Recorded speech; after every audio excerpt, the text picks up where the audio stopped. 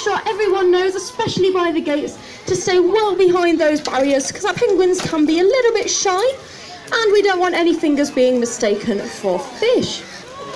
So, for those of you that haven't already met me, my name is Megan. I'm part of the education team here at twycross, and these guys are our lovely Humboldt penguins. Now, there are 17 different species of penguin in the world. The smallest is the little blue penguin. It's about this big, really, really tiny. The largest is the emperor penguin, which is almost as big as me. Not very big for a person, but for a bird that is enormous. But these guys are quite a modest size. And they're so called the Humboldt penguin because they swim in the Humboldt Current. So I have a quick show of hands from you guys in the audience. Who thinks that the Humboldt Current is in a cold country? Who thinks they come from a cold place? Okay, 1 or 2 people, okay. Who thinks they come from a hot country? More people. You know what? I've had a really, really good audience today. Most of you got it right there. If you said hot country, well done. They do, in fact, come from South America. They can be found off the coast of Chile and Peru, so really quite warm there. So they're not too much of a stranger to this lovely weather that we are having.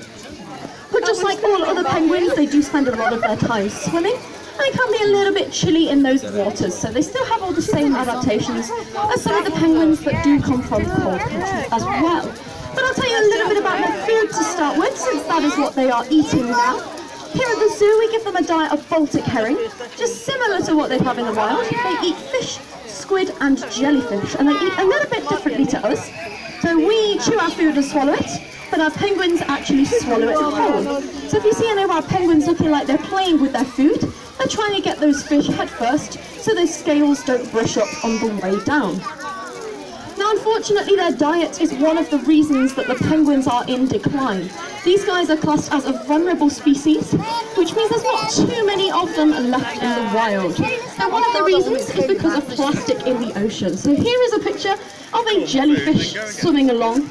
It's a very yummy snack, but unfortunately, here is a picture of a plastic bag in the ocean next to it. Now, we have fantastic eyesight compared to our penguins, and it's tricky for us to spot the difference at a glance. So these guys do try and eat these things in the ocean.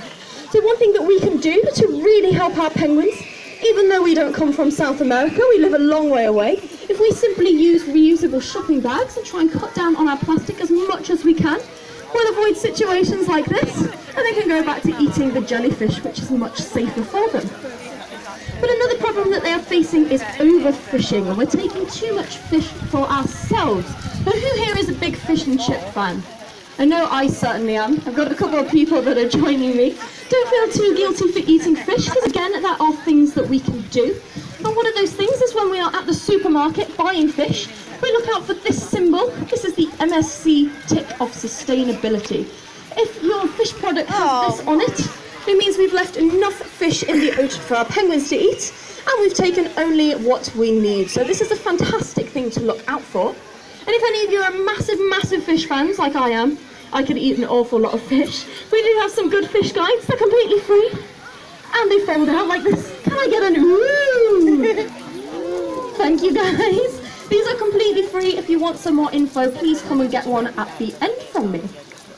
It would be an awful shame to lose these penguins, so we need to do as much as we can to help them, because they are fantastic little birds, which I'll tell you a little bit more about them now. So when I talk about the penguin, I tend to talk about them from the inside out. So I'll start off with their bones. If you look at any of the birds that are flying around, their bones are hollow, because they have to be as light as they can to stay up in the air.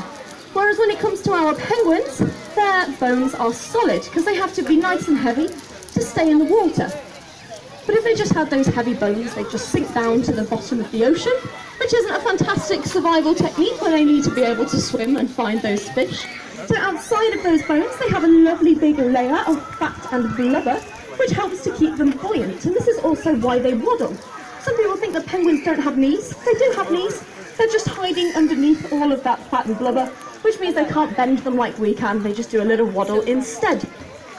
But when they're swimming, that big fat and blubber layer helps them to be quite streamlined, and then we use their feet as a rudder and their wings to push themselves along. Speeds up to 15 to 20 miles per hour, and they can dive at depths up to 100 meters, so they're very capable of swimming even better than we can.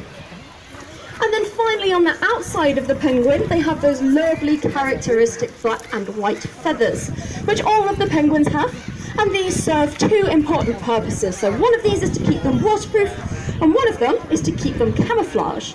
So you might notice that a couple of our penguins are looking a little bit fluffy or patchy or a little bit bold in areas at the moment.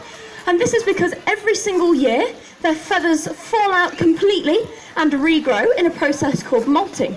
So during this time they're not waterproof, but they have to refresh those feathers to make sure they stay waterproof for the winter months. So if you do see any scruffy penguins, don't worry, it is just their molting season.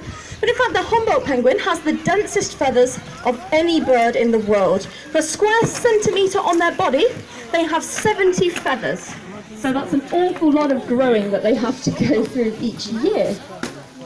As well as keeping them completely waterproof because they're so tight and packed in, it also keeps them safe because of camouflage, as I mentioned. If you imagine a penguin swimming along, if you're underneath that penguin, that white belly is going to blend in with the light sky above, and that dark back is going to blend in with the dark sea. So it's actually surprisingly hard to spot them as they are swimming along.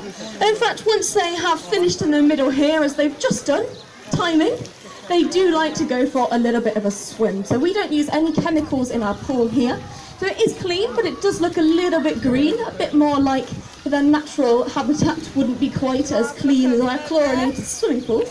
But that does mean that you can see the counter shading working quite nicely. So definitely check that out as you finish off the feed at the gate.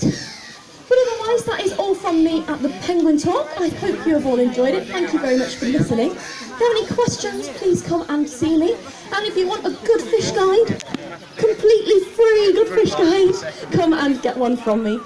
I will be at the Bonobos at 4 o'clock. And if I don't see any of you there, enjoy the rest of your day at the zoo.